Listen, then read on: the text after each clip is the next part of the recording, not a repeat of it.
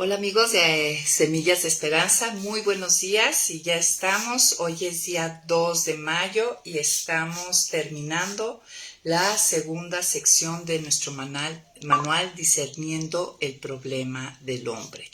Y el título del tema de este día es la universalidad del pecado.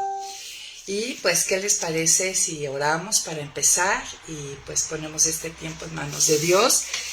Y es un gran tema, es bastante extenso, obviamente no vamos a cubrir todo lo que implica, pero es un tema que tristemente se ha evitado de tocar actualmente dentro del pueblo de Dios, dentro de las congregaciones, de las predicaciones, pero es un tema central si es que queremos conocer y entender realmente quién es Dios y la grandeza de nuestra salvación, tener el aprecio, recuperar el gozo de nuestra salvación, pues este es un tema que hay que entender y profundizar. Y espero pues que este día sea a través de la lección un momento donde queramos profundizar, pongamos unas primeras piedras, ¿no? Donde podamos profundizar en el entendimiento de lo que es el pecado y la universalidad del mismo.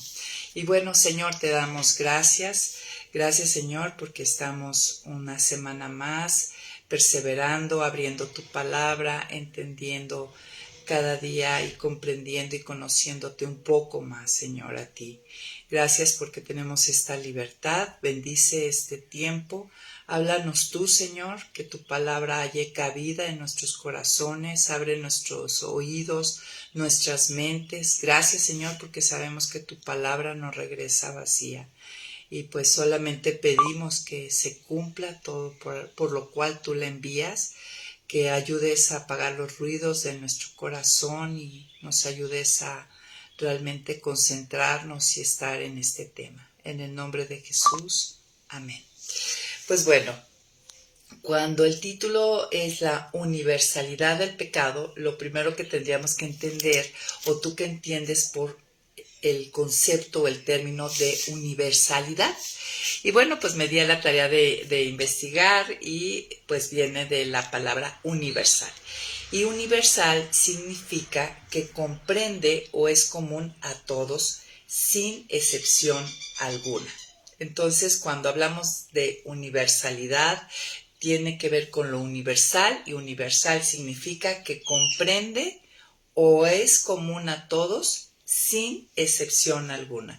Y esto es lo que hay que subrayar, sin excepción alguna, ¿no? Cuando hablamos de la universalidad del pecado, estamos hablando de que nadie está exento, ¿no?, de vivir o sufrir o estar en este tema de pecar. Ahora, también sería importante definir bien qué entiendes bíblicamente, qué se entiende bíblicamente por pecado. Pues lo vamos a ver a través de toda la lección, pero voy a sacar algunas primeras ideas, ¿no?, para iniciar. El pecado en términos bíblicos se define como una transgresión a la ley de Dios, una transgresión a la ley de Dios. Y bueno, conocemos, enseguida pensamos en la ley de Dios y se nos vienen enseguida los 10 mandamientos, ¿no? Estas tablas que dio Dios a Moisés: mentir, matar, honrar a los padres, adulterar, codiciar, etcétera. Hay que entender que estas leyes no son creadas por el hombre, ¿no? Esto que todo el mundo entiende, ha entendido a través de todos los tiempos como que no debemos mentir, robar, matar, codiciar, deshonrar a nuestros padres, etcétera, no es una idea del hombre, no es una ley inventada o generada por el hombre, como que el hombre se puso de acuerdo y dijo, vamos a poner unas normas de la buena convivencia, ¿no?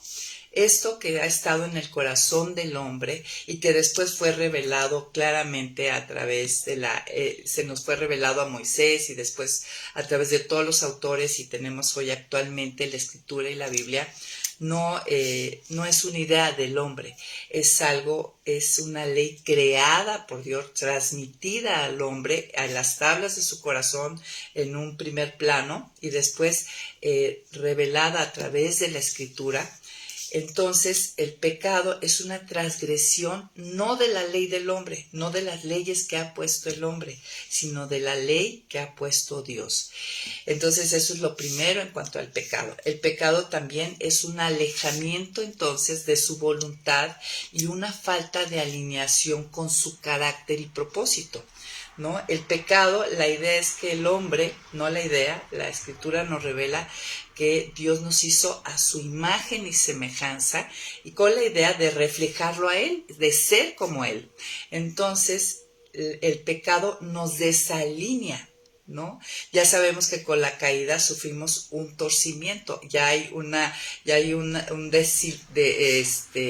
falta de alineación de entrada, pero el pecado todavía nos aleja más de ser a su imagen y semejanza, cuando el propósito de que Dios nos haya creado era eso, ser a imagen y semejanza de Él y glorificarlo a Él. Y obviamente nos aleja sobre todo de su carácter. Él es verdad, cuando yo miento, pues estoy desalineada con la verdad, con lo que Él es. Cuando yo soy infiel, estoy desalineada con lo que Él es fiel. Y así puedes ir agregando todos los pecados que te vengan a la mente, pues nos desalinean con lo que Él es. Y obviamente esto nos saca de parecernos a ellos y de estar en sus propósitos, porque no hay otro camino para poder realmente estar dentro de su propósito si no es alineados con Él. Entonces el pecado es una transgresión voluntaria y consciente, ¿sí? No es algo inconsciente. El hombre, aún después de la caída, no pierde la conciencia, no es borrada la ley moral que fue grabada en su corazón. Él voluntariamente escoge hacerlo. Por eso hay responsabilidad, por eso Dios nos responsabiliza aún después de la caída, porque sí nos da una voluntad y la posibilidad de decidir de hacer y no hacer. Y lo vemos, aún el hombre natural, aún el hombre muerto espiritualmente, no ha perdido esa capacidad, ¿no? Entonces hay que entender que el pecado no somos víctimas, porque a veces se toca este tema del pecado como si el hombre fuera víctima, ¿no? Y en dado caso Dios es injusto, ¿no? Que permite la caída y luego nos hace responsables. De ninguna manera, de ninguna manera.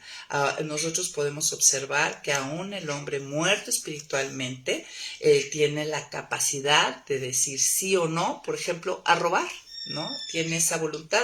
Entonces, cada que pecamos, que transgredimos un límite de la ley de Dios, es una transgresión voluntaria y consciente. El pecado, como todos conocemos, en lo general, es un errar al blanco de lo que Dios espera de sus criaturas y por la razón por la que fuimos creados.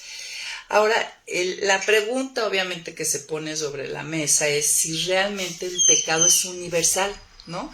O sea, si es común a todos y sin excepción alguna, porque a través de la historia y hemos escuchado gente que no se considera pecadora, ¿no? Y bueno, vamos a ir entrando en el tema.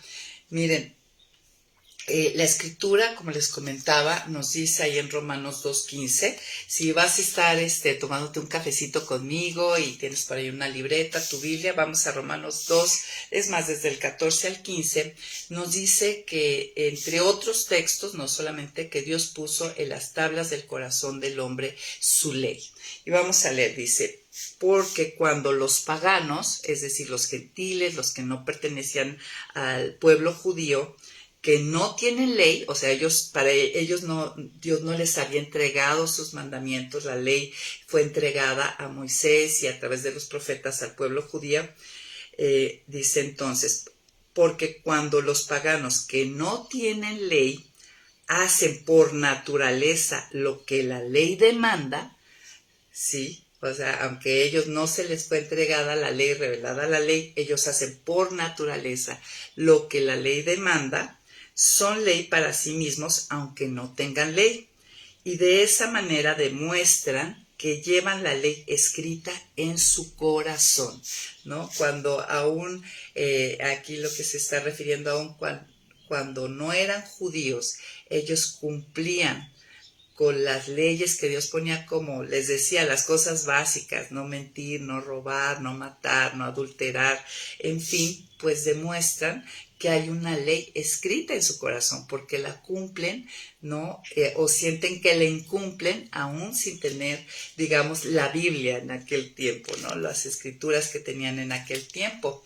Entonces, la pregunta sería, ¿en verdad no existe un hombre o un grupo de hombres ahora o en el pasado que haya vivido de acuerdo, de manera continua y perfecta, sin quebrantar la ley que Dios puso en el corazón de todos los hombres? ¿Existirá?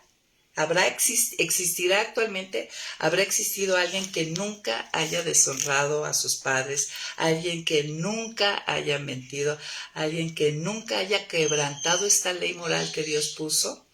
Miren, la ley que Dios grabó en las tablas del corazón del hombre es la ley moral natural, ¿no? Que es común a todos, como les he dicho, y que es vigente y que todos la experimentamos ahorita, hace 2000 años, hace 4000 años, y en este país y en todas las culturas. Y esta ley moral se refleja en la conciencia que cada persona tiene y le permite distinguir entre bien y el mal. Imagínense si Dios no hubiera puesto esto en las tablas de nuestro corazón. Y sabemos que la tentación, lo entendimos en lecciones pasadas, es siempre ponerme en el lugar de Dios y yo decir que es bueno y que es malo. Pero aún así, aunque yo me esté poniendo en el lugar de Dios y esté cayendo en esa tentación, yo sé, hay algo que acá me dice lo que está bien y lo que está mal, ¿no? Es un sentido innato de lo que es justo y es injusto. Por eso nuestros hijos, aunque no han ido a ninguna clase de moral ni han abierto la Biblia, gritan contra los padres: eso no es justo, papá, o él me pegó. O sea, saben, nadie les ha dicho, grábate los 10 mandamientos, y vienen llorando: él me pegó, ¿no? Él transgredió un límite, no debió de haber hecho esto. Entonces es una manera natural del hombre de reconocer lo que es justo de lo que no es justo. Ahora, ¿habrá algún hombre que haya cumplido con lo que Dios puso en las tablas de su corazón? Pues contesta esta pregunta. No es que yo piense, es evidente que no. Y cuando ya Dios nos dio la revelación de su palabra, ¿existirá alguien que la haya cumplido cabalmente, continuamente y de manera perfecta? ¿No? ¿Habrá un hombre que haya vivido de acuerdo a lo que Dios espera de él, que haya cumplido con su propósito por el cual fue creado? Pues yo creo que aparte de Jesucristo, nadie. Y Jesús lo hizo porque era a la vez 100% hombre y 100% Dios, ¿no? Él fue la segunda persona de la Trinidad. Pero ¿quién ha vivido para glorificar a Dios, revelar la belleza de su carácter en todo momento, en todo tiempo, de manera continua, ininterrumpidamente y de manera perfecta? No lo existe, no hay manera, ¿no? La evidencia empírica, es decir, empírico se refiere a lo fundado en la experiencia nos demuestra que el pecado es universal, ¿no? Es común a todos y sin excepción alguna. Y esto es importante plantearlo porque si estamos llevando el tema discerniendo el problema del hombre, pues el gran problema del hombre es esta, ¿no? Es esta piedra angular, y vamos a ir viendo por qué. Este es el cimiento del problema del hombre, del problema que tiene el hombre. Ahora, vamos a ver qué dice la Biblia en cuanto a la universalidad del pecado, y lo podemos ver ahí en Romanos. Vamos a ver hoy dos pasajes, en 1 Juan y Romanos 3, en cuanto a estudiar este tema, ¿no? De que es común y sin excepción alguna a todos los hombres el pecado. Y vamos a ir desde el versículo 9 al 23. Para empezar voy a leer el 9. Dice: ¿entonces qué? ¿Somos nosotros mejores que ellos? De ninguna manera. Aquí está hablando Pablo, ¿no? Y cuando dice entonces que somos nosotros mejores que ellos, está hablando el judío es mejor que los gentiles o que los paganos que no conocen a Dios y que no tienen la ley. Dice, de ninguna manera, porque ya hemos demostrado que todos, judíos y no judíos, están bajo pecado. Y cuando dice que todos, es todos. ¿sí? Es 100%. Los judíos no tienen, lo que está poniendo aquí Pablo es que los judíos no tienen ventaja sobre los gentiles, que todos estamos bajo el dominio del pecado. Pablo, y en los versículos que siguen del 10 al 18, empieza a utilizar citas del Antiguo Testamento para demostrar que la palabra de Dios siempre nos ha enseñado y siempre ha enseñado que los hombres son pecadores. Y es lo que vamos a ver, que él empieza a citar versículo tras versículo del Antiguo Testamento. Miren, vamos juntos, versículo 10. Como está escrito, no hay ni uno solo que sea justo. No es como si viera algunos que Dios no pudiera ver, ¿no? Está declarando que no hay ni uno solo que sea justo. Incluso Adán no podía ser declarado como justo, él era inocente, porque antes de la caída no conocía el bien y el mal, pero no podríamos ni siquiera del mismo Adán antes de caer que fuera calificado como justo. Dice, versículo 11, no hay quien entienda, no hay quien busque a Dios. Y podríamos decir, oye, pero si a través de las culturas y los tiempos hemos visto que las personas, las civilizaciones han levantado religiones, pero no están buscando este tema, ya lo vimos en lecciones pasadas, no están buscando al Dios verdadero, están buscando a los dioses que han creado ellos, a los dioses de su imaginación, que se acomodan y se conforman a su imagen y semejanza del hombre. No hay quien entienda, no hay quien busque al Dios verdadero. Versículo 12, todos se desviaron a una, se han corrompido. Y esta palabra se refiere a fruta podrida, corrompido se refiere a fruta podrida, ¿no? Cuando en una parte de la fruta se empieza a descomponer o toda la fruta, no hay manera de revertir eso, no hay manera de pues hacer que se restaure y sea comible, ¿no? Y se refiere, sabemos que se refiere a la caída, a la depravación radical que experimenta el hombre, que también fue otro tema que ya vimos en clases pasadas. Dice, todos se desviaron, la corrupción nos hace desviarnos, desalinearnos de lo que es Dios, de su carácter y de su semejanza. No hay quien haga lo bueno, no hay ni siquiera uno, ¿no? Esto, como les digo, vuelve a ser reiterativo. Y lo que está haciendo es que está citando el Salmo, ahí el Salmo 14, que me gustaría leerlo. Vamos juntas al Salmo 14, del versículo 1 al 3. Me gusta cómo lo describe aquí, esta cita. Vamos, Salmo 14. Versículo 1 al 3. Denme un momentito, amigas, aquí está. Fíjate lo que dice el Salmo 14. Dice, dentro de sí dicen los necios, no existe Dios. Corrompidos están, sus hechos son repugnantes. No hay nadie que haga el bien. Desde el cielo observa el Señor a la humanidad, para ver si hay alguien con sabiduría que busque a Dios. Pero todos se han desviado, todos a una se han corrompido. No hay nadie que haga el bien, ni siquiera uno solo. Es así de claro y de fuerte, ¿no? Si seguimos versículo 13, vamos a ver que va a mostrar que esta corrupción alcanza aún los miembros del cuerpo, ¿no? Cómo son utilizados para pecar. Dice, su garganta es un sepulcro abierto y con su lengua engañan. En sus labios hay veneno de serpientes. Esta es otra referencia al Salmo 5:9. Su boca está llena de maldición y amargura. Es referencia al Salmo 17. Sus pies son veloces para derramar sangre y destrucción. Destrucción y desgracia hay en sus caminos y no conocen el camino de la paz. No hay temor de Dios delante de sus ojos.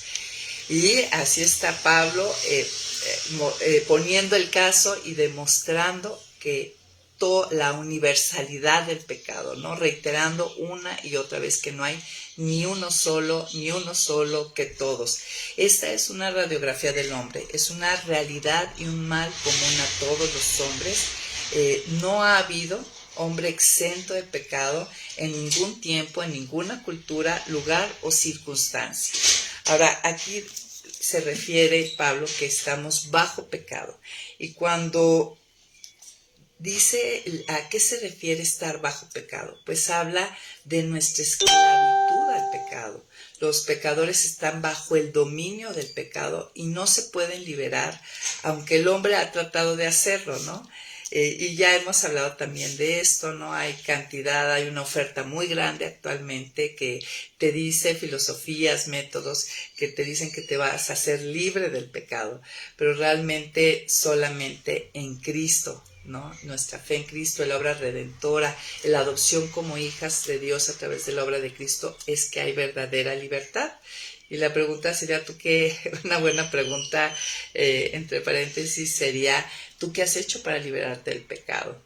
Porque lo que necesitas es a Cristo, es la única manera de ser libres. La verdad, conocerán la verdad y la verdad os hará libres. Ahora, entonces del versículo 10 al 18, hemos visto que el Antiguo Testamento atestigua de la depravación universal y la culpabilidad de la humanidad.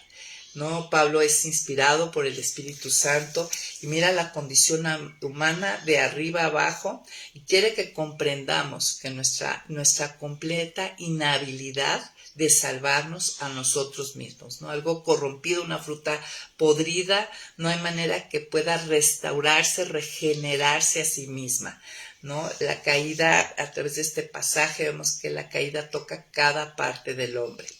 Ahora, eso es en cuanto a la universalidad del pecado en Romanos 3. Pero si vamos a Primera de Juan, tenemos otro pasaje que nos habla de este tema.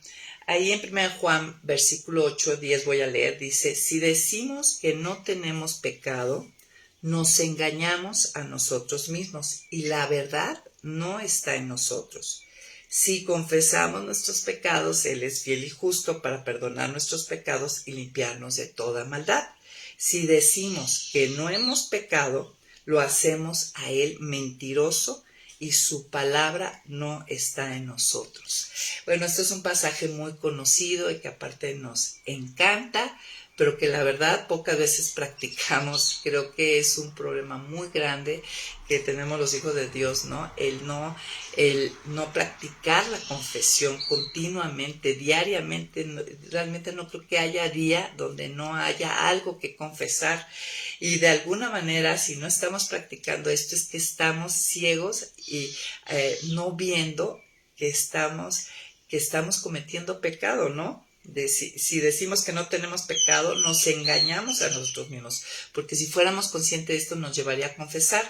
Pero me gustaría agarrar un poco de contexto, el versículo 5 al 7, te lo voy a leer y vamos a analizar, ¿no? Cómo es que llega al versículo 8 y 10. Dice, este es el mensaje que hemos oído de Él y que les anunciamos a ustedes. Dios es luz y en Él no hay tiniebla alguna. Si decimos que tenemos comunión con Él y vivimos en tinieblas, estamos mintiendo y no practicamos la verdad. Pero si vivimos en luz, así como Él está en luz, tenemos comunión unos con otros y la sangre de Jesús, su Hijo, nos limpia de todo pecado. Por eso está hablando el versículo 8, 9 y 10 de la confesión, porque ya hay remedio para eso. Pero hablando del versículo 5 al 7, la luz representa lo verdadero, lo bueno, lo santo. En pocas palabras, la luz representa a Dios, es Dios, ¿no? Y las tinieblas, en pocas palabras, representan todo lo que no es Dios, o sea, el pecado, ¿no? Todo lo bueno, lo santo, lo correcto, está definido en la misma persona de Dios, ¿no? La verdad, el amor, la fidelidad, la lealtad, en fin, todo esto. Y las tinieblas, todo lo contrario a ello. Ahora, todo lo contrario a la persona de Dios es pecado. En pocas palabras, si Dios es fiel, la infidelidad es pecado, porque Dios es fiel. La luz aquí expone todo lo que existe, ¿no? Tanto lo bueno y lo malo. Si tú entras a un cuarto oscuro, no, y es un cuarto que tú no conoces, pues entras y no puedes distinguir lo que hay. Al prender la luz viene Dios a tu vida y te hace ver, ¿no? Distinguir todo lo que hay, tanto lo bueno como lo malo. Ahora, las tinieblas tienen la peculiaridad que no te permiten ver, parece que todo es igual, ¿no? Y eso es lo que vemos, ¿no? En las personas caídas, aunque está la conciencia, la ley moral de Dios escrita en sus corazones, hay momentos y circunstancias donde a lo malo le decimos bueno y a lo bueno le decimos malo, ¿no? Todo parece ser igual, pero en la luz es muy fácil distinguir, notar la diferencia. Ahora, este pasaje, ¿por qué el Espíritu Santo inspira a Juan a escribir esto? Es porque existían falsos maestros que estaban dando falsas enseñanzas. Y aquí Juan está refutando 3 falsas enseñanzas primeramente. En el versículo 5 y 6, que dice, este es el mensaje que hemos oído de él y que les anunciamos a ustedes, Dios es luz y en él no hay tiniebla alguna. Si decimos que tenemos comunión con él y vivimos en tinieblas, estamos mintiendo y no practicamos la verdad. Aquí Juan lo que está refutando es que los falsos maestros, estaban enseñando que podíamos tener comunión con Dios y poder seguir viviendo en las tinieblas, ¿no? O sea, estar practicando el pecado y no importa, tú puedes seguir teniendo comunión con Dios. Esto viene porque se pensaba que el cuerpo era malo, o sea, que toda la materia era mala. Y ante eso había 2 respuestas, ¿no? Se estaba enseñando el ascetismo, o sea, disciplinas muy severas de abstenerse de 1000 cosas, o otra corriente era que aprobaba la satisfacción de toda lujuria física en todo sentido, porque el cuerpo después de todo sería destruido, ¿no? Entonces aquí Juan está refutando esto, ¿no? Definitivamente no podemos tener comunión con Dios y seguir viviendo en las tinieblas, porque sabemos que el pecado nos aleja de Dios.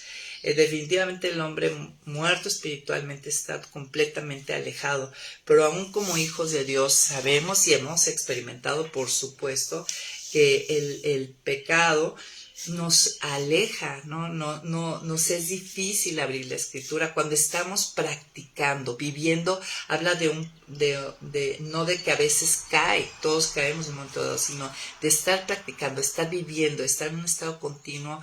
Por ejemplo, voy a poner un ejemplo fuerte, ¿no? A lo mejor hay algún hijo de Dios o hija que está en adulterio, ¿no? Y el pecado siempre nos lleva a autoengañarnos. Puede decir, bueno, es que mi cónyuge me trata muy mal, nunca me ha amado, yo merezco ser feliz. Ahí entra la tentación, el engaño, la mentira. Y dicen, bueno, pero este cónyuge, este adúltero, de todas maneras se congrega, va a su estudio bíblico, incluso hasta sirve, ¿no? Y piensa que no hay ningún problema, esa es nada más una pequeña isla de su vida. Piensa que él puede, en ese engaño, decir, pues, Dios es amor, ¿no? Merezco amar y ser amado, nada más no me quiero divorciar porque Dios no quiere que me divorcie y no quiero desbaratar la familia, pero merezco este cachito de cielo, ¿no? De experimentar el amor, en fin, y que me amen. Y creo que puedo estar en buenos términos con Dios. Pues eso es una mentira y era algo que de alguna manera había falsos maestros que estaban enseñando. Claro, estoy poniendo un ejemplo superlativo, pero que tristemente sí existe y muchos han caído. Otra falsa enseñanza que estaba refutando Juan es que decían algunos falsos maestros que no tenían una naturaleza que tendía al pecado. El versículo 8 lo dice, si decimos que no tenemos pecado, nos engañamos a nosotros mismos y la verdad no está en nosotros. Por eso está escribiendo esto Juan. Ellos decían que al venir a Cristo la naturaleza pecaminosa había sido totalmente eliminada.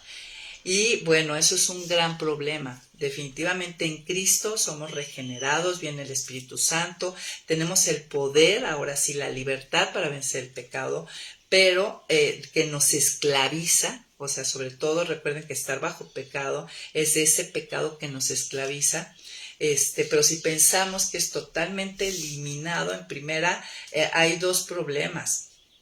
Por un lado, no vamos a ser conscientes, no vamos a estar autoexaminándonos y alertas de muchas cosas que hacemos son pecado, porque yo ya me creo un ángel aleteando por la casa, ¿no? Todo lo que hago está bien, estamos sinceramente autoengañados, no vemos la realidad de eso y creo que sí lo hemos vivido muchos. Y por otro lado, no nos lleva a verlo con la seriedad y tratar con él, que es finalmente confesarlo, llevarlo delante de Dios para que nos perdone y nos limpie, o sea, limpie, vaya quitando esa corrupción, esa podredumbre. Y luego los falsos maestros entonces no solo negaban que el pecado quebraba la relación con Dios, ¿no? Yo creo que puedo estar viviendo en las tinieblas, practicando, esclavizado en un pecado y tener como hija de Dios y tener gran comunión con Dios.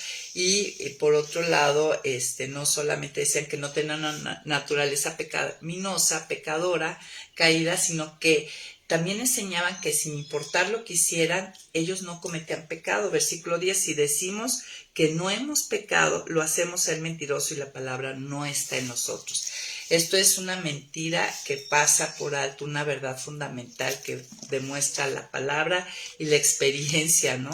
Todos somos pecadores por naturaleza y por obra. Hemos aprendido a través de este estudio que todos nacemos ya en esta situación de corrupción y además pecamos. Miren, y sabemos que dentro de los teólogos a veces hay dos corrientes, ¿no? Que no nacemos en pecado, pero aunque no naciéramos en pecado, todos hemos pecado, ¿no? Terminaríamos en este rompimiento de la relación con Dios, ¿no? Y abriendo la ventana para ser esclavizados por el pecado, que es una de las cosas que produce, ¿no? Aparte de la muerte espiritual.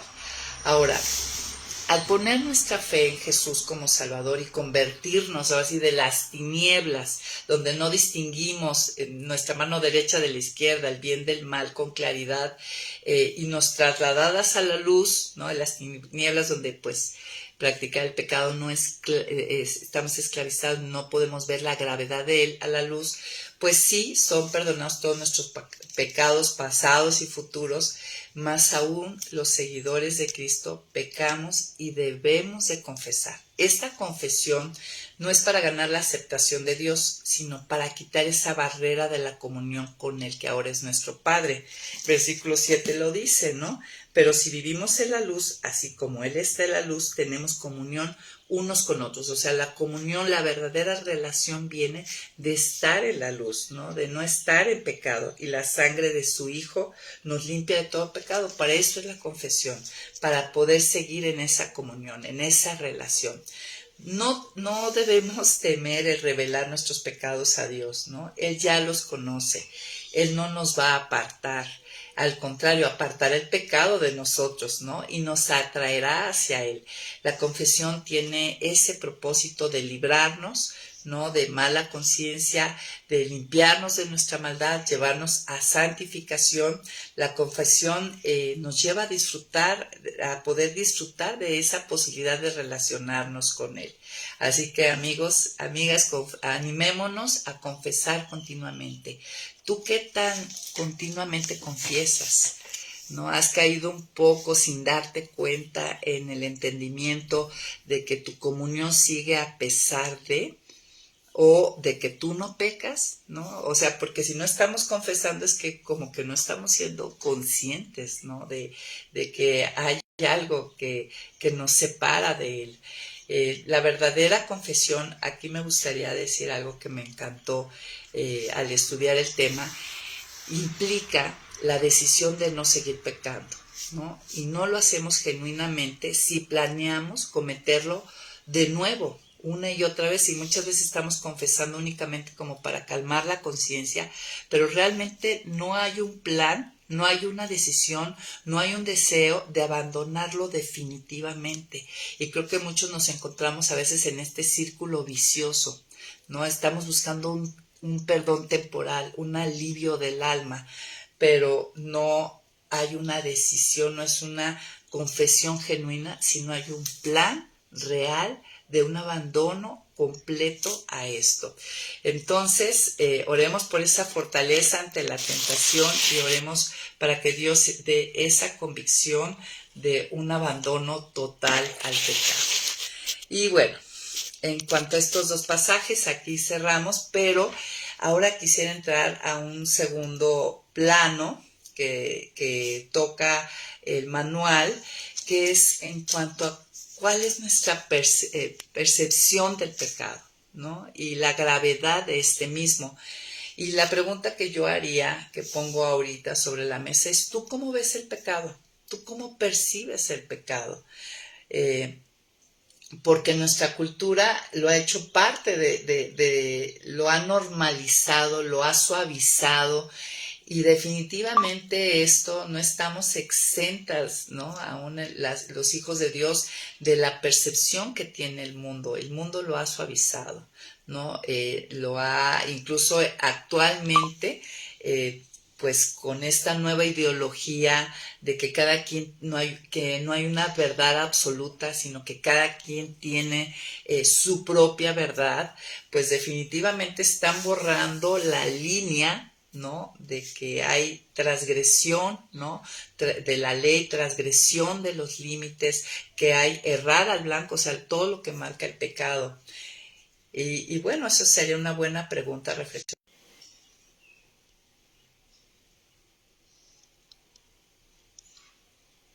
Listo, se nos fue un poquito la transmisión. ¿Tú cómo percibes el pecado?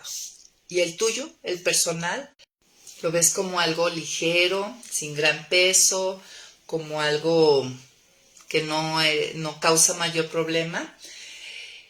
Miren, actualmente hasta la mercadotecnia lo usa grandemente para ventas, ¿no? Qué increíble. Y lo vemos tan normal, tan natural, todo se ha suavizado. Incluso hasta tratamos de evitar la palabra aún dentro de la enseñanza y la predicación. Suena muy fuerte, suena muy religioso, suena como muy aleluya, ¿no? Como nos cuesta incluso utilizarlo, lo confieso, a mí también muchas veces me ha costado hablarlo y decir esto es pecado como es, ¿no? Creo que todos hemos caído un poco en eso, ¿no? Que no nos vean tan extremistas, pero ¿por qué no llamar las cosas por su nombre, ¿no? Las demás cosas las podemos nombrar por su nombre y el pecado no, pues parece que ahorita va contra cultura y a lo mejor muchos hemos caído en este engaño, en esta trampa, ¿no? Miren, el pecado es muchísimo más que un error de juicio moral o una desobediencia a la ley de Dios. La verdad es que la mayoría no entendemos la naturaleza atroz del pecado. Y ahorita vamos a ver unos 10, 11 puntos de lo que es el pecado y que pues Dios haga la obra de entendimiento de la gravedad, ¿no? De esto, y lo dejemos de ver con ligereza, dejemos de suavizarlo y dejemos de darnos darnos permiso, ¿no? De estar esclavizados o cayendo cuando ya Dios nos ha hecho libre, ¿no? El justo cae 7 veces se levanta, el justo no está esclavizado a él. Entonces, número uno, el pecado primeramente es contra la persona de Dios. Nosotros hablamos, en dado caso que hablemos de pecado, hablamos de cuando alguien peca contra nosotros, o nosotros transgredimos un límite contra alguien, o hablamos, no nos es difícil a veces hablar de que el pecado es contra la sociedad o contra la naturaleza, y están todos los ecologistas, pero difícilmente caemos en la cuenta de que el pecado es contra Dios, ¿no? Finalmente el pecado, transgredir las leyes que ha puesto Dios, es como levantar el puño delante del rostro de aquel que da vida a todo y que gobierna sobre todo. El rey David sí pudo verlo, y hay varios pasajes de diferentes personas que sí pudieron darse cuenta, y la idea es que seamos llamados. Piensa en tus pecados, primeramente son contra la persona de Dios, ¿no? Dice aquí: contra ti y solo contra ti he pecado, ante tus ojos he hecho lo malo. Y podríamos decir eso, que Dios ponga esto en nuestro corazón cada que transgredimos su límite, que nos desalineamos con lo que es su persona, que Dios ponga esto, el Espíritu Santo nos dé esta convicción, que primeramente estamos levantando el puño contra aquel que da vida a todo y gobierna y tiene derecho a gobernar y decir aquí cómo son las cosas y cuáles son los lineamientos y cuáles son los límites y cuáles son los carriles. Ahora, vamos a un segundo punto. El pecado es fracasar en el cumplimiento del primer y más grande mandamiento, ¿no? Amarás al Señor tu Dios con todo tu corazón, con toda tu alma y todas tus fuerzas. Juan 14:5 es claro, dice, si me aman, guardará mis mandamientos. Ese es el que me ama. El amor se refleja en nuestro comportamiento. Y esto es claro, o sea, no podemos decir a nivel horizontal entre nosotros, nos cae gordísimo que alguien nos esté diciendo te amo, te quiero, te aprecio y su comportamiento sea contrario. Igualmente de la misma manera, ¿no? El que me ama guardará mis mandamientos. Entonces el pecado es exactamente lo contrario. El pecado nos hace aborrecedores de Dios, que es lo que dice Romanos 1:30. Lo contrario a amar es aborrecer. El pecado es eso, aborrecimiento a Dios. Y pues bueno, tú puedes decir, oye, yo sí cumplo con muchas cosas. ¿Qué pasa con el hombre religioso? Si la obediencia, o si no me considero religiosa, si mi obediencia está impulsada por cualquier otra cosa que no sea amor a Dios, seguirá siendo un terrible pecador. Y esto pues, ya lo vimos ampliamente en Cambios Profundos y las demás lecciones, ¿no? Los motivos por qué hago lo que hago, por amor a mí, por conveniencia a mí, por la gloria de mi nombre, para mi aceptación, o realmente para la gloria de Dios y por amor a Dios. Entonces, fallamos en cumplir el más grande mandamiento. 3, el pecado es fracasar en dar la gloria a Dios. Es lo opuesto a glorificar a Dios. Miren, Isaías 43:7 dice, todos los llamados en mi nombre, para gloria mía los he creado. Yo fui creada para gloria suya y fui llamada a reconciliación, a unión, a ser adoptada hija para gloria suya. En 1 Corintios 10:31 lo dice, ya sea que coman o beban o hagan cualquier otra cosa que sea todo, háganlo todo para la gloria de Dios, para que reflejemos la belleza de su carácter, lo que Él es. Por eso debe estar nuestra vida alineada con Él, ¿no? Con lo que Él es, para reflejo de lo que Él es. Para eso fui hecha imagen y semejanza de Él. Las raíces del pecado son mucho más profundo de lo que vemos en la superficie. El pecado consiste en que el hombre se niega a reconocer el derecho de Dios a ser Dios, ¿no? Yo quiero ser mi propio Dios, yo tomo el lugar de Dios, yo digo que es bueno, que es malo, ¿no? Es la determinación a ponerse por encima del Creador, a usurpar su trono y robar su gloria. Y esto es exactamente como cayó el arcángel Lucero y se convirtió en el enemigo de Dios, en el diablo. Y eso es con lo que Él nos va a estar tentando continuamente, ¿no? Y esto es el pecado. Esto es lo que está mostrando el pecado. Entonces estamos viendo cómo el pecado no lo podemos ver con tanta ligereza, ¿no? 4, el pecado es impío y es despiadado. Cuando decimos que el pecado es impío se refiere a que denota que el hombre se niega a reconocer, como les decía, a Dios como Dios, y es un deseo de vivir una existencia sin Él, ¿no? El pecado es impío por eso, porque no reconoce a Dios como Dios y revela el deseo de vivir una existencia sin Él, libre de su soberanía y de su ley, ¿no? Yo me autogobierno, yo digo cómo son las cosas. Es despiadado porque denota que el hombre se niega a ser conformado a su carácter y a su voluntad. O sea que todos queremos parecernos a alguien. Pues ¿a quién mejor que a Dios y en Cristo? Hay esa posibilidad de ser conformados a su imagen y semejanza, al carácter de Jesús. El pecado nos inclina a la depravación moral, ¿no? En lugar de querer parecernos a Él. Miren, se ha dicho, decía el autor en el manual, que se ha dicho que el mejor cumplido que un hombre puede recibir es que alguien diga que le gusta estar con él y que quiere parecerse a él, ¿no? Entonces el pecado revela un deseo totalmente contrario de vivir sin Dios y ser distinta a Dios. ¿Tú a quién te quieres parecer? ¿No? El pecado nos aleja de parecernos a Dios. 5. El pecado es rebelión y obstinación. Y esto es fuerte, miren, ahí en 1 Samuel, versículo 15, capítulo 15, versículo 23, vea lo que dice lo que es el pecado. Ser rebelde es lo mismo que practicar la adivinación y ser obstinado es lo mismo que ser idólatra. Así de claro y sencillo. El pecado dice, no estoy dispuesto a que me gobierne Dios. La rebelión es una forma de desafiar la autoridad de Dios y desobedecer sus mandamientos. Es una forma de arrogancia y orgullo. O sea, yo creo que sé más y mejor que Dios. La obstinación, ¿no? Entonces, por un lado es rebeldía, ¿no? Y la obstinación, o sea, Dios ya nos ha mostrado algo. Pero aunque me va mal con ese pecado, yo estoy en una terquedad, en una dureza de corazón. La obstinación se refiere a una resistencia obstinada a su voluntad.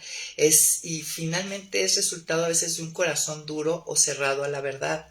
Ya como hijos de Dios, yo endurezco mi corazón cuando neciamente practico, si decido estar esclavizada, porque es una decisión, porque libertad tenemos. Como les he dicho, muchas veces ya la puerta de la cárcel fue abierta, muchas veces ya hemos salido de ahí, hemos experimentado la libertad, pero nos volvemos a sentar en la celda y emparejamos la puerta.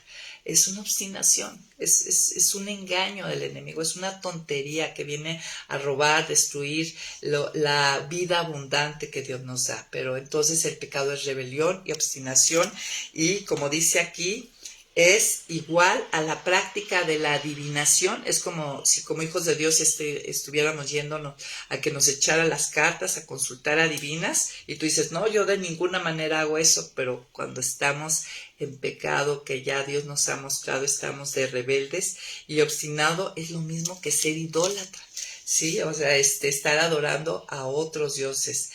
Entonces estamos viendo cómo el pecado es mucho más que algo ligero y sencillo.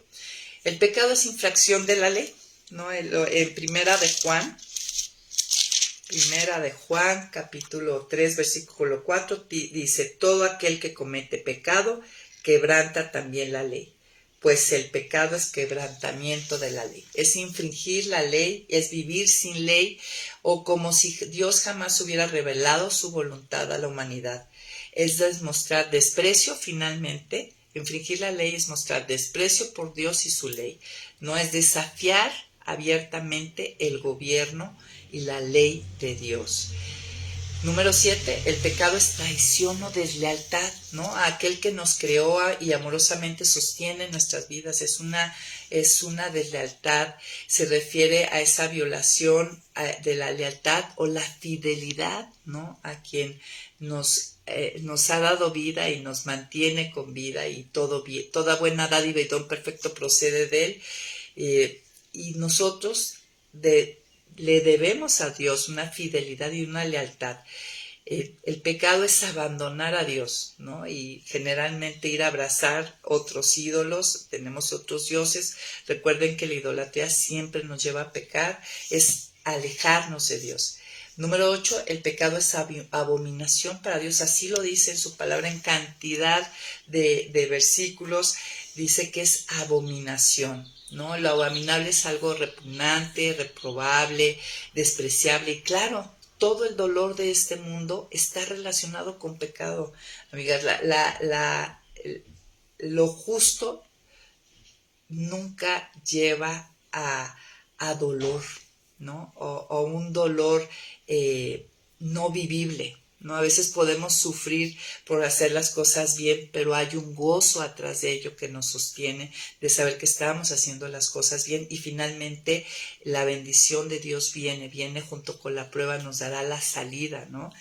El pecado, como veíamos, es no dar en el blanco, es una de las traducciones de pecado, es fallar al tiro al blanco, es perder el camino, es extraviarse. Cada que el pecado nos extravía, nos hace estar perdidos. Por último, el pecado es transgredir el límite, ¿no? Hay en hebreo, en el Antiguo Testamento, se utilizaba avar, que es y quiere decir transgredir, y significa cruzar o pasar por encima, pasar o sobrepasar. El transgredir el mandamiento de Dios es ir más allá de lo permitido, y todo lo que no permite Dios es porque es conveniente para nosotros. En el Nuevo Testamento se utiliza la palabra parabino, ¿no? Parabaino, que en griego da la misma idea. Y un excelente ejemplo que creo que sí vale la pena está en Mateo 15. Si vas conmigo a Mateo 15, mira lo que dice Jesús en el versículo 2 y 3. Bueno, voy a ir desde el 1. Dice: ciertos escribas y fariseos de Jerusalén se acercaron entonces a Jesús y le preguntaron: ¿por qué tus discípulos quebrantan la tradición de los ancianos? Y es esta palabra parabaino, es transgredir, quebrantar. No se lavan las manos cuando comen pan. Él les respondió: ¿por qué también ustedes quebrantan, transgreden el mandamiento de Dios por causa de su tradición? Y bueno, habría que ver qué tradiciones nos están llevando a transgredir el mandamiento de Dios.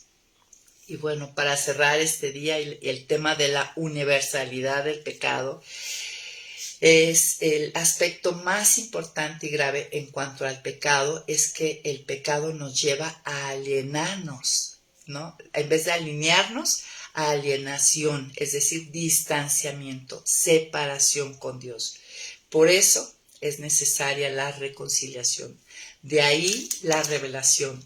La escritura es la revelación del plan de Dios, de lo que hace Dios para quitar ese distanciamiento que produce el pecado entre Dios y el hombre, ¿no? Además, el pecado también trae alienación, distanciamiento entre el hombre y la naturaleza, entre el hombre y entre el hombre consigo mismo. O sea, el pecado altera todo el orden de la creación. Dios, cuando creó todo en Génesis, dijo que vio que era bueno. Y antes de Génesis 3, de la caída, todo era bueno. Y todo vino a desordenarse, a alienarse, ¿no? A traer distanciamiento, y con eso mucho dolor después de la caída, después del pecado. Y bueno, yo espero que después de esta caminata que hicimos hoy sobre la universalidad del pecado, no lo volvamos a ver con tanta simplicidad y ligereza. Si somos hijos de Dios, si ya hemos vivido la reconciliación, definitivamente no nos estemos dando permisos que nos alejan de Dios, que nos alejan de parecernos a Él, que nos alejan de nosotros mismos y de los demás, que nos llevan en camino contrario a amarlo, nos hace aborrecedores, nos lleva a no glorificarlo, nos roba la vida plena y abundante. Y entendamos que el principal problema del hombre, para lo cual Dios ya preparó antes de la fundación del mundo una solución, el principal problema es el pecado, y la solución es la reconciliación con Él, la salvación. Y ya salvados, ya siendo hijos, es el permanecer en la vid. Alejados de mí, nada poder hacer. Y recordar Juan 1:9, recordarlo y practicarlo. Si confesamos nuestros pecados, Él es fiel y justo para perdonar nuestros pecados y limpiarnos de toda maldad. Y bueno, muchas gracias amigas y amigos por haber estado hoy con nosotros. Nos vemos próximo jueves, 8 en punto de la mañana, y vamos a entrar en la segunda sección de este manual. Gracias, bye bye.